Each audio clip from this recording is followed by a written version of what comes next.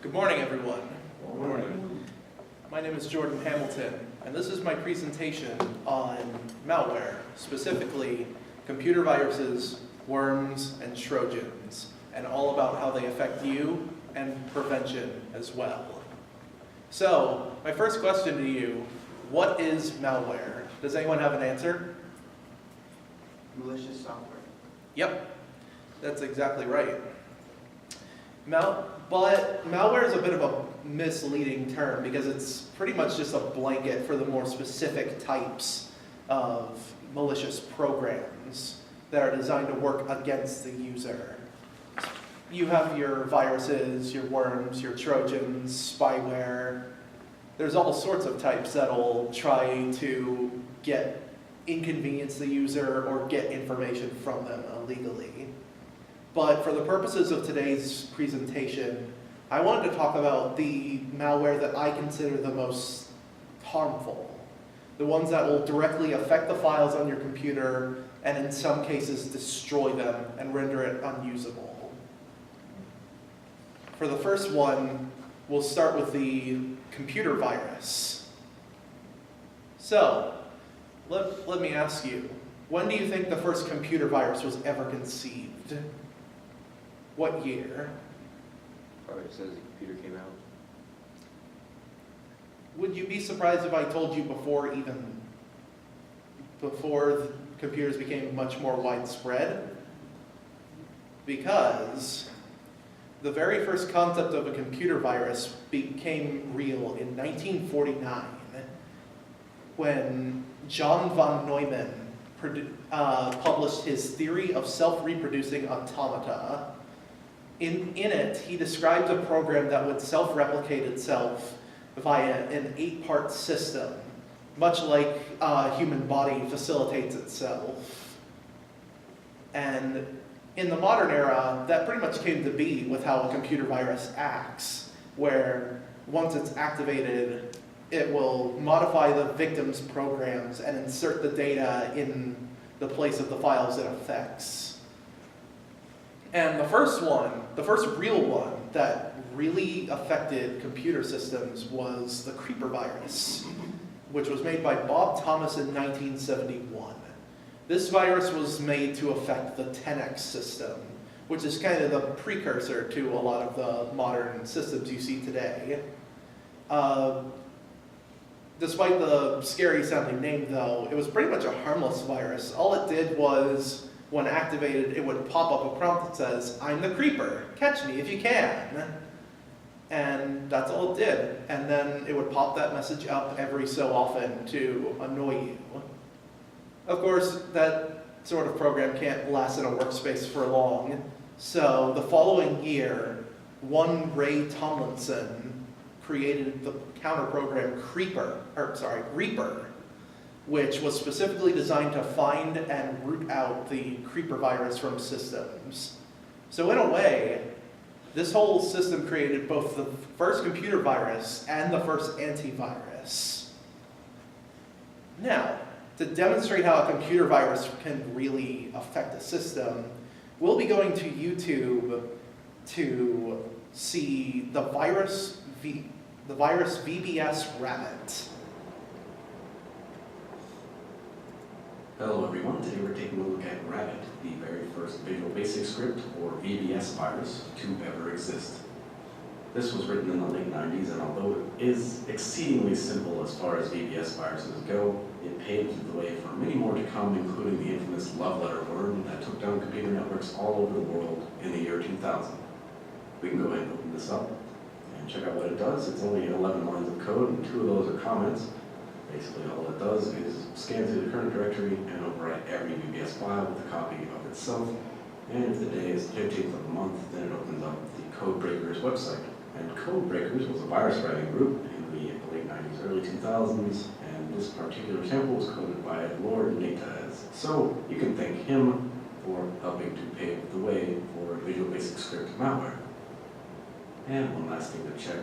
On our desktop, we have a test.vbs. All it is a message box. Run it, it says hello, and that's it. So let's get right to the virus. Go ahead and run it. And nothing apparently happens.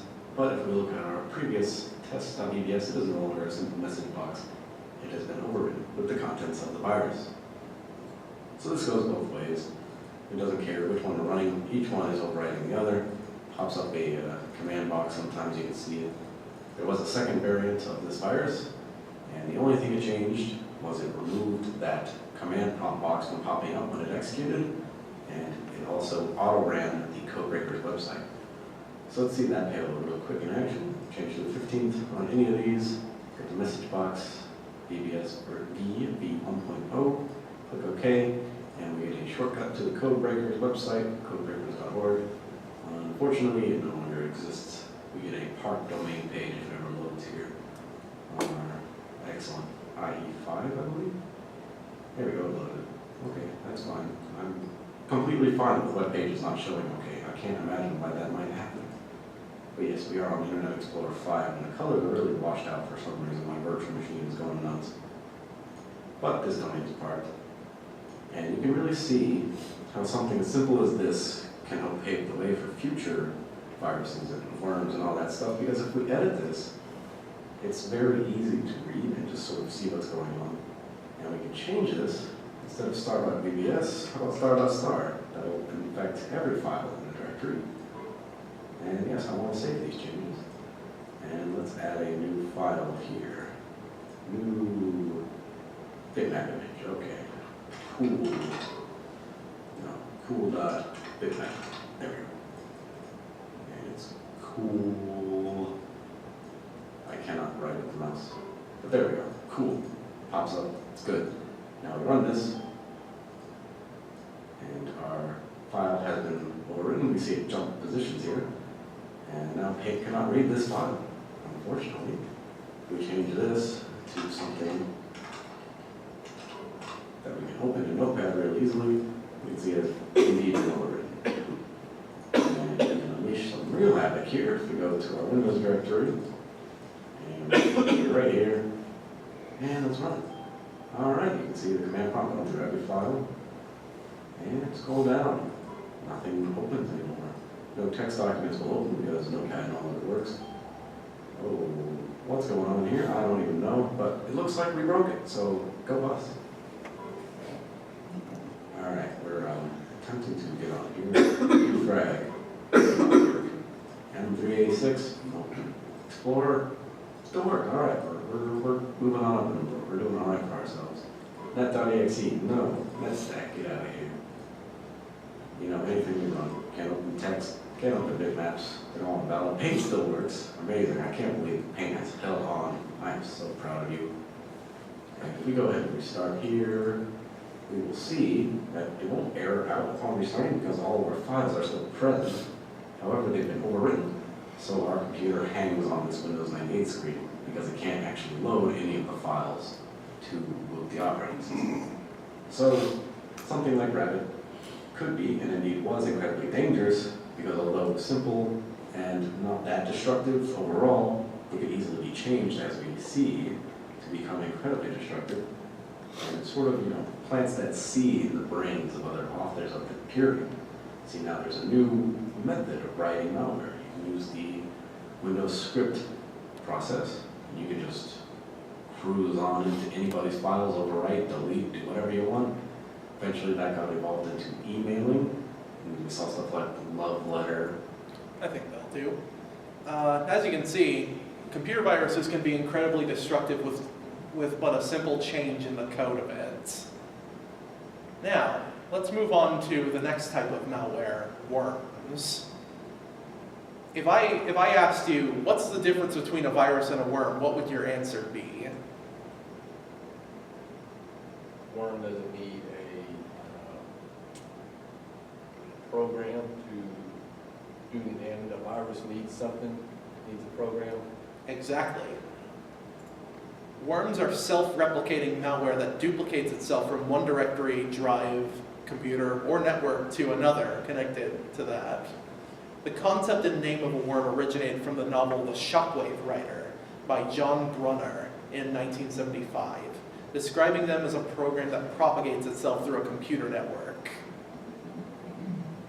Now, the first legitimate worm, not from a novel, was the Morris worm, created by Robert Tappan Morris, which spreads through the internet over DEC, VAX, and Sun type machines that were connected to the internet, and they exploited buffer overrun vulnerabilities in order to deliver their payloads.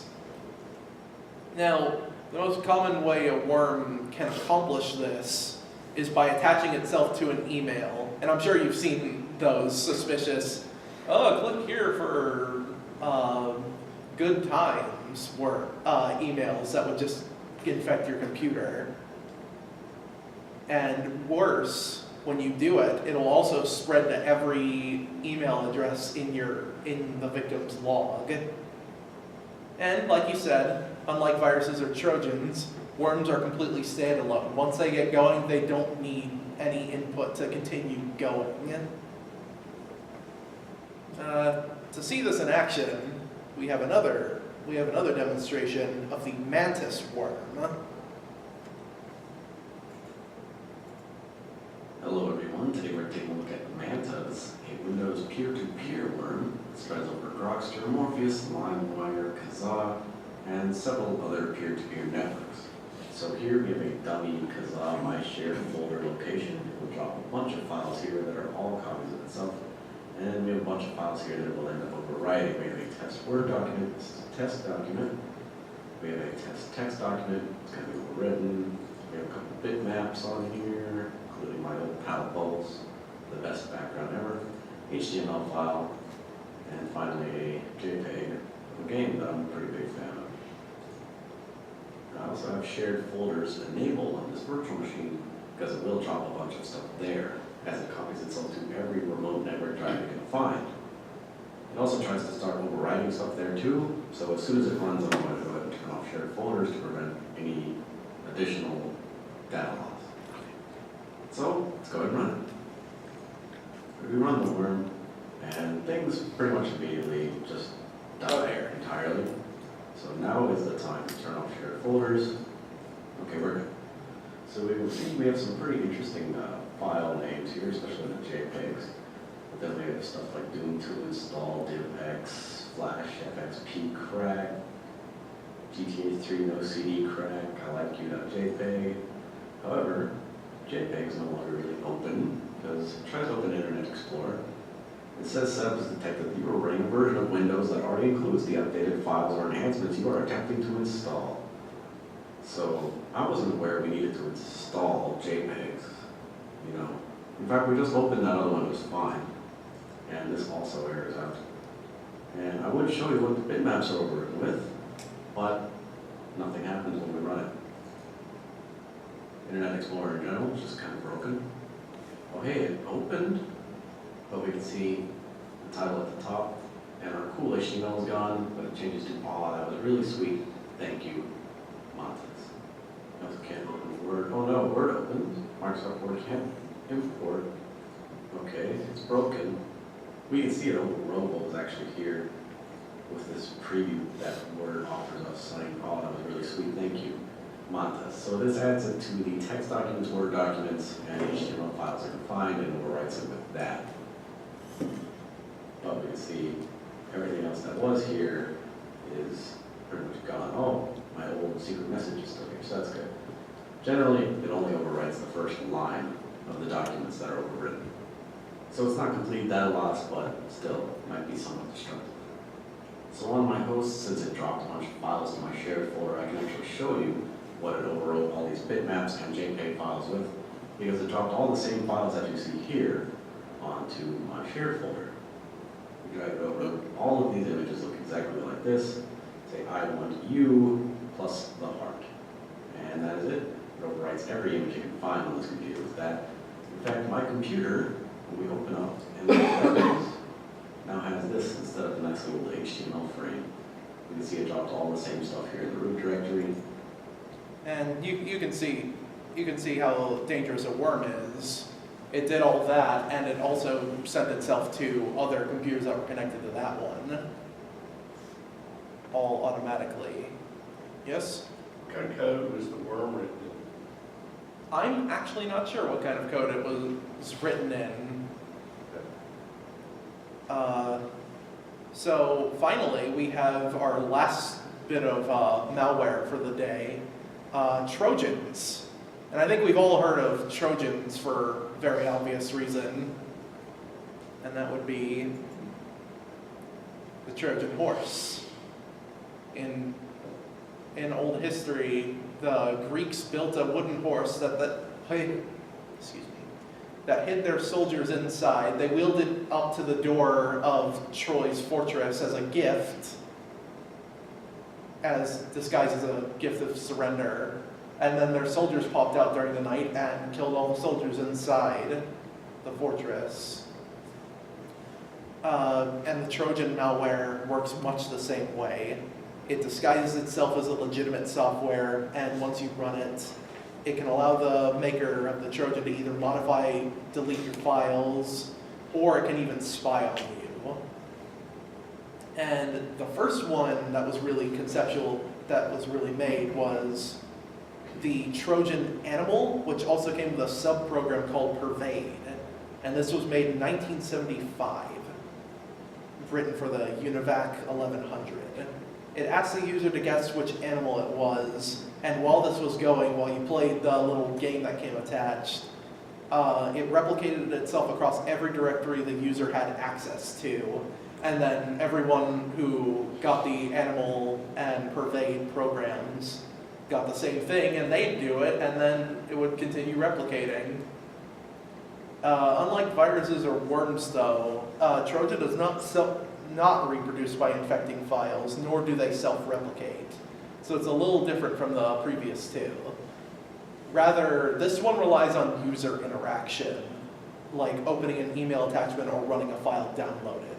It absolutely cannot be run any other way. So, for our last video presentation, we'll take a look at what a Trojan can do. Hello everyone, today we're returning to viewer-made malware with Very Fun, a Trojan written and submitted by T-Diff. So thank you very much for writing and sending this one in. Very Fun is a lot like Zika in that it's incredibly random. However, it operates on a much shorter time span. It directly affects the memory of applications that are running and causes all sorts of weird things to happen. It starts writing to the registry and drawing lines on the screen. So it's just a real sight to behold. So we'll go ahead and run a couple programs here. No, not search. Well, we can have search open, that's fine. We'll run paint. And we'll have calculator. Why not? All right. Now we are ready. We'll go ahead and run the Trojan, see what it does. And once it's done doing whatever it does, we'll just go ahead and reset the virtual machine. And we'll take a look at 3 or 4 iterations of this Trojan, as the results are different every time you run it. A message that a very funny thing is happening. Data execution prevention is called a bad sign. We've got some nice rainbow lines being drawn on the screen. Paint crash, no! Not paint. Uh-oh, the system's shutting down. An RPC call error. The screen is refreshing incredibly oddly. How about 5 times 6? How we do? There we go. Okay, oh no! We blue screen. And then the system restarted. Okay, seems like we're moving up okay. We'll just let it go ahead and do that and see how our system is holding up. Oh, or maybe not holding up. We'll press the double square button. I did not have a login password. Oh, this isn't good. Admin. I did not type 5 lines, but okay. Well, options button is not as helpful as I might have hoped. I think we're pretty screwed. And it's time to restore the virtual machine. Try a second time. Here we go, round 2, fight. Go to launch, and an instant blue screen, nice. Okay. That's quite, oh no, VMware crashed. That's not good. We'll try force restarting this.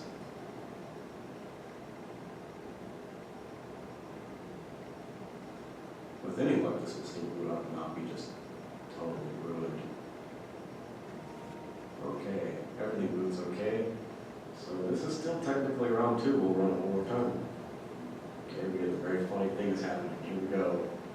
No more instant blue screens for us. We got the lines going. It's still open. No, never mind, we can't open anything. Right clicking is not working. Ooh, VMware Tools is dead. We can draw. Awesome. Here we go, solitaire mode. Let's go. It's kind of like, oh, there we go. Oh, beautiful. Oh, that was beautiful. There we go. Nice royal blue solitaire. I always love it when stuff crashes with Windows XP because you do this. Here's the spiral. Here we go.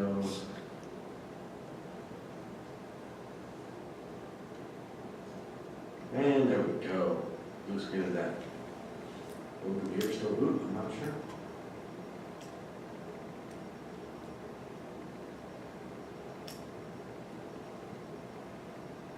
Well, the computer was booting, but it seems to have hanged here on the screen. So let's try to force restart. Okay, round 2 is still holding on. Nothing critical has been damaged. So go over and run it again. I think you get the idea. It just goes on for a little while like this. So, a Trojan is interesting because it'll more directly root into vital system files frequently. There are many more Trojans and other malware like that on that YouTube channel, and I'd recommend checking it out if you want to see more varied types of malware in action. So we've seen how malware affects your computer and how dangerous it can be. So what can you do to prevent it? Well, there's a couple ways. Despite the dangers, you can do things to help your computer, to prevent them from ending up like that. The most important one is probably to have the proper updates to your OS and protection programs, stuff like Avast,